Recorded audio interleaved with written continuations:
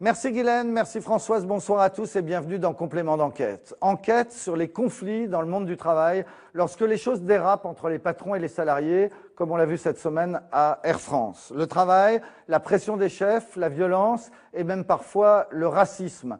Discrimination, placard, le grand tabou, c'est le thème de ce 319e numéro de Complément d'enquête. Moi, depuis que un patron s'est fait trancher la gorge, j'en ai jusque là. T'as compris ça? C'est pas pareil. Si, c'est pareil. C'est exactement pareil. Et j'ai envie, moi, j'ai envie de prendre un arabe et le mettre en haut de mon bâtiment. Et t'as de la chance, hein. Je n'aime pas les arbres. Je n'aime pas les arbres. Besançon. On va parler maintenant de quelque chose qui va vous intéresser aussi, les discriminations dans le travail. Dans un instant, on dévoilera les résultats d'un gigantesque testing qui démontre que les discriminations contre les musulmans en France sont plus graves que celles contre les Noirs aux États-Unis. On en parle juste après ce reportage assez choquant sur le racisme du travail. Mon patron préfère les Blancs, c'est une enquête de Julien Daguerre, Vincent Pifteau et Olivier Broutin.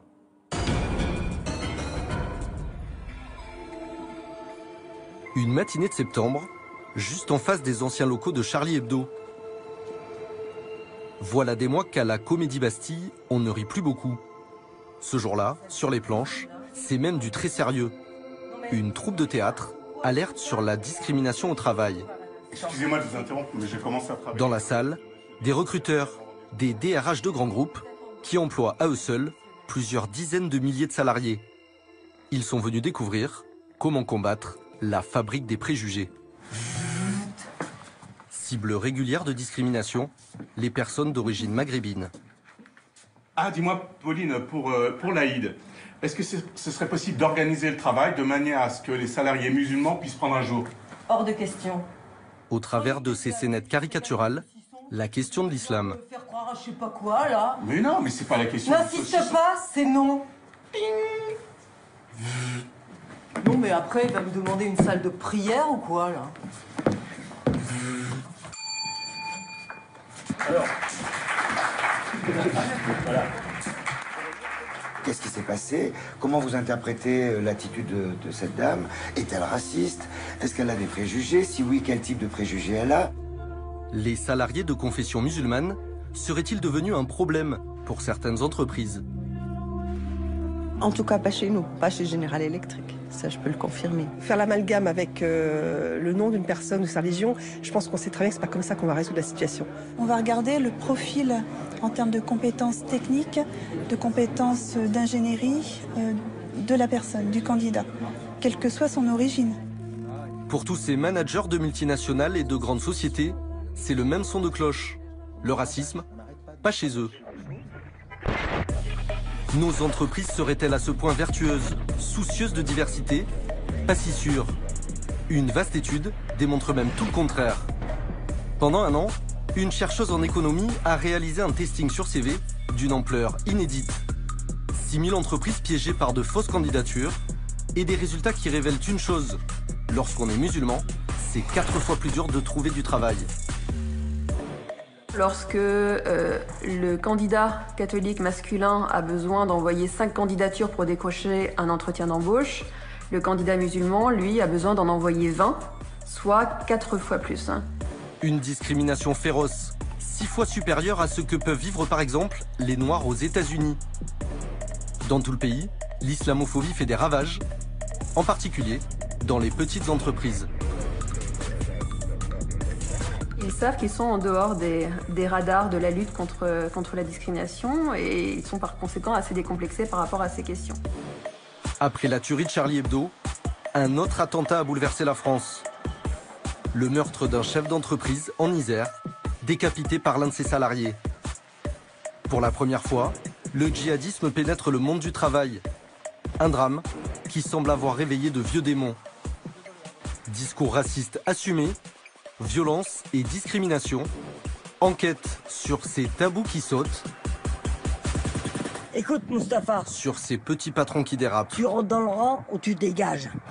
Tu dégages. Je suis quoi maintenant? Moi, j'ai rien dit maintenant. Regarde-moi, ferme ta grande gueule. Ferme ta grande gueule.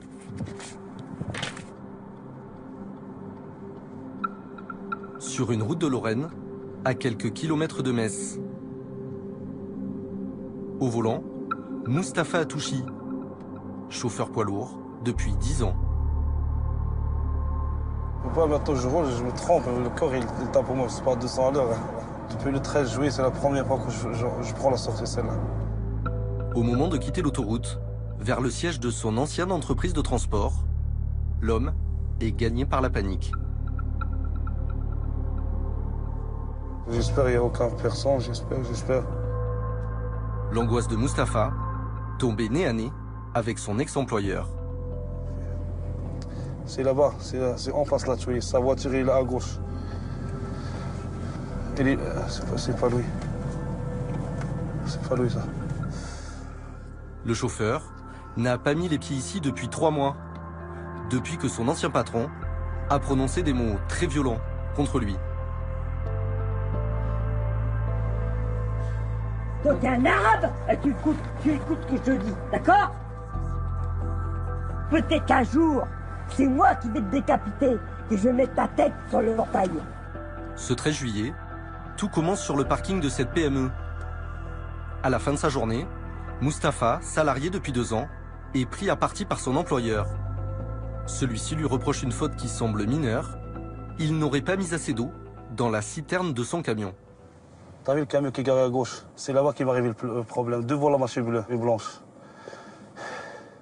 Pendant une demi-heure, Mustapha va subir un déluge d'insultes. Le chauffeur filme toute la scène avec son téléphone portable, car cela fait plusieurs semaines qu'il endure les brimades de son chef. Parce que où est-ce que tu as eu ton permis, toi? Tu l'as eu en France, ton permis? Non. Non, t'as pas eu ton permis en France. Tu sais pas rouler un camion. Et là, on n'est que 2, mon pote. Hein. Et là, on peut y aller. Hein. On peut y aller avec les poings. Moi, je suis face avec ta petite jalaba de merde, là. Non, moi, je respecte les gens qui plus âgés. Et toi, et ta gonzesse de merde, si elle vient encore ici et me dit pas bonjour, alors ça ira mal. Écoute, Mustapha, tu rentres dans le rang ou tu dégages? Tu dégages. Je suis quoi maintenant? Moi, j'ai rien dit maintenant. Regarde-moi, ferme ta grande gueule. Ferme ta grande gueule. Arrêtez vos conneries, les mecs. Arrêtez vos conneries. Moi, depuis que un patron s'est fait trancher la gorge, j'en ai jusque là. T'as compris ça? C'est pas pareil. Si, c'est pareil. C'est exactement pareil. Et j'ai envie, moi, j'ai envie de prendre un arabe et le tac, et le mettre en haut de mon bâtiment. Et t'as de la chance, hein. Je n'aime pas les arbres. Je n'aime pas les arbres. Alors fais gaffe à toi. Hein. Encore choqué par cette agression, Mustapha est aujourd'hui en arrêt maladie, assommé par les antidépresseurs. Ce patron, qui pourtant l'avait embauché, le chauffeur l'a vu se durcir subitement il y a quelques mois. C'était en janvier 2015. Il y a quelque chose qui va arriver à la télé comme Charlie Hebdo, comme l'autre le Marocain, il était son employeur. Il va dire, regarde, votre frère, qu'est-ce qu'il fait? Les Arabes comme vous, qu'est-ce qu'il fait? Mais tu ne mélanges pas trop, on n'est pas tous pareils. Des fois, tu trouves un Arabe, il est bien, il est mauvais, un Français, bien, il est mauvais. On n'est pas tous pareils.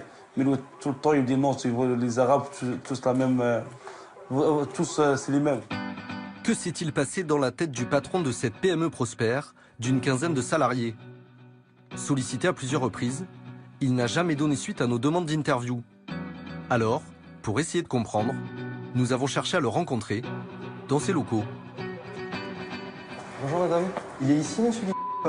Monsieur Guy, en entretien, donc on a une entreprise à faire tourner, nous, donc bon. Monsieur, vous connaissez monsieur? En caméra discrète, c'est finalement dans le restaurant où il a ses habitudes que nous l'avons retrouvé, accompagné de son épouse. Monsieur Guy, est-ce que c'est possible de vous parler de ce qui s'est passé pendant 5 petites minutes? Pour quelle raison? Parce que c'est une affaire en cours, monsieur. Voilà, c'est tout. C'est tout. Est-ce que vous me confirmez les propos qui ont été tenus ou pas? J'ai simplement besoin de savoir ça. Mon avocat m'a dit de ne pas vous adresser la parole. Pour quelle raison? Parce que l'affaire est en cours, monsieur. Voilà, l'affaire est en cours. Vous regrettez au moins ces propos ou pas? On n'a rien à regretter. Mais est-ce que vous regrettez ces propos? Vous pouvez me dire si déjà de base vous regrettez ou pas ces propos? On n'a rien à vous dire. Un patron qui encourt jusqu'à 3 ans de prison et 45 000 € d'amende. Car Mustapha Hatouchi a porté plainte pour discrimination liée à son appartenance religieuse. La pièce maîtresse pour son avocat, cette vidéo. Parce que peut-être qu'un jour, c'est moi qui vais te décapiter et je vais mettre ta tête sur le portail. Donc, ça, s'il a fait référence aux attentats de l'Isère, pauvre malheureux qui s'est fait décapiter par un fou. Quel lien y a-t-il entre cette affaire sordide qui s'est produite et le problème qu'a un employeur avec son salarié? On se rend compte qu'on est vraiment dans le côté irrationnel de cette affaire. On insulte espèce de musulman. Ça n'est pas autre chose que jeter l'opprobre sur une catégorie de population, puisque ça devient une insulte. Je n'aime pas les Arabes, ça c'est son droit. Il est français, donc toi tu es arabe, tu fais ce qu'il te dit, tu es arabe, tu fermes ta gueule. Si ça n'est pas ce que vous venez de dire, je vois mal. C'est-à-dire la discrimination? Oui, mais bien évidemment. Bien évidemment. C'est plus discriminant que ça. Je vois mal. Je vois mal. L'histoire de Mustapha est-elle un cas isolé? Que se passe-t-il vraiment dans les couloirs de nos entreprises? À Paris, rendez-vous chez le défenseur des droits. Handicap, égalité homme-femme, homophobie. Ici, des milliers de cas de discrimination au travail. Slimane Laoufi tente de démêler ces affaires complexes où les preuves sont souvent inexistantes. Parole contre parole. Donc voilà les dossiers en raison de l'origine de discrimination dans l'emploi que l'on a reçus récemment. Là, vous avez un dossier qui vient juste d'arriver, c'est une rupture de période d'essai. Une personne qui avait été embauchée dans un hôtel et on lui a demandé de franciser son prénom. d'Ali à Alain, il a refusé, on a rompu sa période d'essai. Des absences d'évolution de carrière aussi, où les personnes nous disent qu'elles n'ont pas évolué. Elles sont les seules à ne pas avoir eu de promotion, à ne pas avoir évolué dans la société. On a un autre dossier également où la personne, il y a eu un refus d'embauche où on dit à la personne carrément je préfère embaucher une personne française. Et c'est écrit noir sur blanc. Depuis les attentats, le défenseur des droits ne reçoit pas beaucoup plus de plaintes. Mais les affaires sont nettement plus violentes. Pour lui, c'est évident, la parole raciste s'est libérée. On le voit dans les situations de harcèlement où on traite son collègue de sale arabe ou de sale intégriste, hein, alors qu'il n'est pas du tout pratiquant. Vous voyez, l'amalgame est vite fait et je pense que ces phénomènes d'actualité, de triste actualité sur lesquels il y a une grosse résonance médiatique, fait en sorte que le stéréotype se renforce au lieu de se déconstruire. Des préjugés qui pèsent lorsque les entreprises recrutent. Un marqueur ne trompe pas, celui de l'intérim. Sous couvert d'anonymat, une responsable d'agence nous le confirme par téléphone. Comptables, secrétaires, commerciaux, aucun secteur n'est à l'abri. Depuis les attentats, on a ressenti de la part des employeurs une modification, un changement au niveau de leur comportement de recrutement par rapport à certains types de profils avec des noms à consonance étrangère, oui.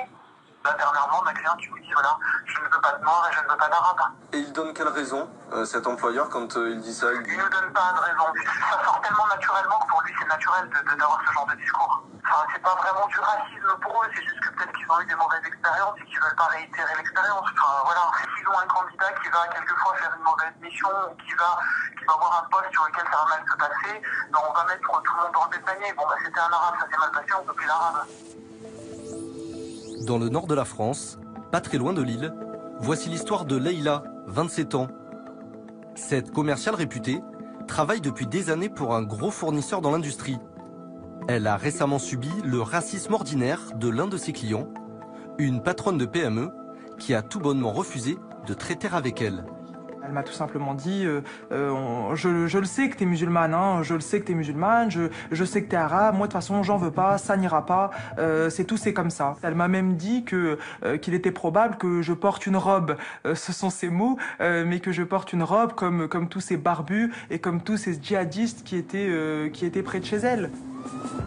Cette patronne, nous sommes allés la voir, en caméra cachée.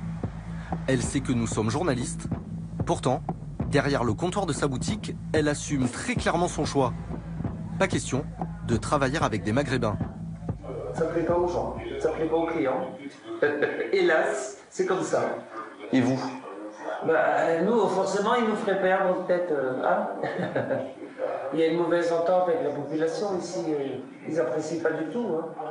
La population maghrébine en particulier? Ouais. Moi, je l'entends, hein, j'entends que ça. Et de toute façon, ils apprécient pas. Hein. On a beaucoup de mal. Et c'est des gens, ils veulent pas s'intégrer. Hein. Le problème, moi, je vous dis, c'est la religion. C'était pas comme ça il y a 20 ou 30 ans. Mais vous, quand vous... Ceux qui sont arrivés d'Algérie dans les années 60, les anciens, ils n'étaient pas aussi intégristes que ceux qu'on voit maintenant. Mais ils sont pas tous intégristes. Énormément intégristes. Énormément. Cette petite dame déroule froidement son discours raciste. Pour elle, pas un délit, mais une simple opinion, qu'elle défend sans honte depuis Charlie Hebdo. Vous savez, les gars qui ont fait les attentats, là, ils ont travaillé aussi dans des boîtes. Est-ce qu'ils ont vu comment ils étaient? Ils n'ont rien vu. Ceux qui ont fait les attentats de Charlie Hebdo, il a travaillé dans une boîte téléphonique ou des choses comme ça, non? Je sais plus. Ouais. Est-ce que les personnes, ils ont remarqué quelque chose? Ils n'ont rien vu. Ah oui, donc c'est ça. Donc il y a cette peur de votre part, oui, très clairement. Oui. Ça laisse un doute, monsieur. Voilà, uniquement. Voilà. Je vais aller manger. Je crois qu'il est midi et quelques. D'accord. Soutenue par sa hiérarchie, par ses collègues, Leïla a conservé son poste. Son entreprise a même rompu tout contact avec cette patronne. Mais reste pour la jeune femme une question. Que faire quand la gangrène raciste gagne à ce point du terrain? C'est complètement fou. Je pense partager les valeurs de la France autant que vous et autant qu'elle. Mon papa est né en France, ma grand-mère est 100% française, ma maman est née en Algérie française, je ne parle pas arabe, je n'ai été en Algérie qu'une seule fois. Que faut-il de plus pour être française? J'en viens à me dire qu'on ne peut pas... On va regarder le profil en termes de compétences techniques, de compétences d'ingénierie de la personne, du candidat, quelle que soit son origine. Pour tous ces managers de multinationales et de grandes sociétés, c'est le même son de cloche. Le racisme, pas chez eux. Nos entreprises seraient-elles à ce point vertueuses, soucieuses de diversité? Pas si sûr. Une vaste étude démontre même tout le contraire.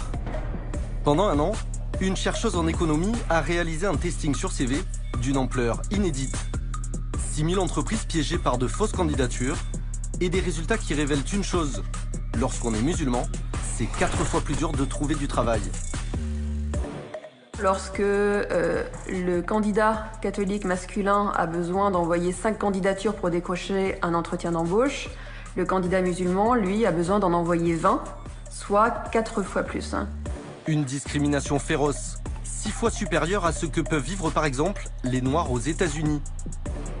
Dans tout le pays, l'islamophobie fait des ravages, en particulier dans les petites entreprises. Ils savent qu'ils sont en dehors des radars de la lutte contre la discrimination et ils sont par conséquent assez décomplexés par rapport à ces questions. Après la tuerie de Charlie Hebdo, un autre attentat a bouleversé la France. Le meurtre voilà des mois qu'à la Comédie Bastille, on ne rit plus beaucoup. Ce jour-là, sur les planches, c'est même du très sérieux. Une troupe de théâtre alerte sur la discrimination au travail. Excusez-moi de vous interrompre, mais j'ai commencé à travailler. Dans la salle, des recruteurs, des DRH de grands groupes qui emploient à eux seuls plusieurs dizaines de milliers de salariés. Ils sont venus découvrir comment combattre la fabrique des préjugés. Cible régulière de discrimination, les personnes d'origine maghrébine. Ah, dis-moi, Pauline, pour l'Aïd, est-ce que ce serait possible d'organiser le travail de manière à ce que les salariés musulmans puissent prendre un jour? Hors de question. Au travers de ces scénettes caricaturales, la question de l'islam. Faire croire à je sais pas quoi, là. Mais non, mais c'est pas la question. N'insiste pas, c'est non. Non, mais après, il va me demander une salle de prière ou quoi, là? Alors. Voilà. Qu'est-ce qui s'est passé? Comment vous interprétez l'attitude de cette dame? Est-elle raciste? Est-ce qu'elle a des préjugés? Si oui, quel type de préjugés elle a? Les salariés de confession musulmane seraient-ils devenus un problème pour certaines entreprises? En tout cas, pas chez nous, pas chez General Electric. Ça, je peux le confirmer. Faire l'amalgame avec le nom d'une personne ou sa religion, je pense qu'on sait très bien que c'est pas comme ça qu'on va résoudre la situation. D'un chef d'entreprise en Isère, décapité par l'un de ses salariés. Pour la première fois, le djihadisme pénètre le monde du travail. Un drame qui semble avoir réveillé de vieux démons. Discours racistes assumés, violence et discrimination. Enquête sur ces tabous qui sautent. Écoute, Mustapha. Sur ces petits patrons qui dérapent. Tu rentres dans le rang ou tu dégages? Tu dégages. Je suis quoi maintenant? Moi, j'ai rien dit maintenant. Regarde-moi, je... Ferme ta grande gueule. Ferme ta grande gueule.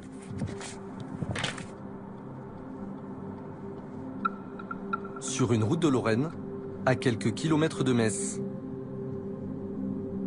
Au volant, Mustapha Atouchi, chauffeur poids lourd depuis 10 ans. Maintenant je roule, je me trompe, le corps il tape pour moi, c'est pas 200 à l'heure. Depuis le 13 juillet, c'est la première fois que je prends la sortie celle-là. Au moment de quitter l'autoroute, vers le siège de son ancienne entreprise de transport, l'homme est gagné par la panique. J'espère qu'il n'y a aucune personne, j'espère. L'angoisse de Mustapha, tombé nez à nez avec son ex-employeur. C'est là-bas, c'est en face là, tu vois, sa voiture est là à gauche. C'est pas lui. C'est pas lui ça. Le chauffeur n'a pas mis les pieds ici depuis 3 mois. Depuis que son ancien patron a prononcé des mots très violents contre lui. Toi, t'es un arabe et tu écoutes ce que je te dis, d'accord? Peut-être qu'un jour, c'est moi qui vais te décapiter et je vais mettre ta tête sur le portail. Ce 13 juillet, tout commence sur le parking de cette PME. À la fin de sa journée, Mustapha, salarié depuis 2 ans, est pris à partie par son employeur. Celui-ci lui reproche une faute qui semble mineure. Il n'aurait pas mis assez d'eau dans la citerne de son camion. T'as vu le camion qui est garé à gauche? C'est là-bas qu'il va arriver le problème. Devant la machine bleue et blanche. Pendant une demi-heure, Mustapha va subir un déluge d'insultes. Le chauffeur filme toute la scène avec son téléphone portable, car cela fait plusieurs semaines qu'il endure les brimades de son chef. Parce que où est-ce que t'as eu ton permis, toi? Tu l'as eu en France, ton permis? Non. Non, t'as pas eu ton permis en France. Tu sais pas rouler un camion. Et là, on n'est que 2, mon pote. Hein. Et là, on peut y aller. Hein. On peut y aller avec les poings. Moi, je suis face avec ta petite djellaba de merde, là. Non, moi, je respecte les gens qui plus âgés. Et toi, et ta gonzesse de merde. Merci Guylaine, merci Françoise, bonsoir à tous et bienvenue dans Complément d'enquête. Enquête sur les conflits dans le monde du travail lorsque les choses dérapent entre les patrons et les salariés, comme on l'a vu cette semaine à Air France. Le travail, la pression des chefs, la violence et même parfois le racisme. Discrimination, placard, le grand tabou, c'est le thème de ce 319e numéro de Complément d'enquête. Moi, depuis que un patron s'est fait trancher la gorge, j'en ai jusque là. T'as compris ça? C'est pas pareil. Si, c'est pareil. C'est exactement pareil. Et j'ai envie, moi, j'ai envie de prendre un arabe et le tac, et le mettre en haut de mon bâtiment. Et t'as de la chance, hein. Je n'aime pas les arabes. Je n'aime pas les arabes. On va parler maintenant de quelque chose qui va vous intéresser aussi, les discriminations dans le travail. Dans un instant, on dévoilera les résultats d'un gigantesque testing qui démontre que les discriminations contre les musulmans en France sont plus graves que celles contre les Noirs aux États-Unis. On en parle juste après ce reportage assez choquant sur le racisme du travail. Mon patron préfère les Blancs, c'est une enquête de Julien Daguerre, Vincent Pifteau et Olivier Broutin.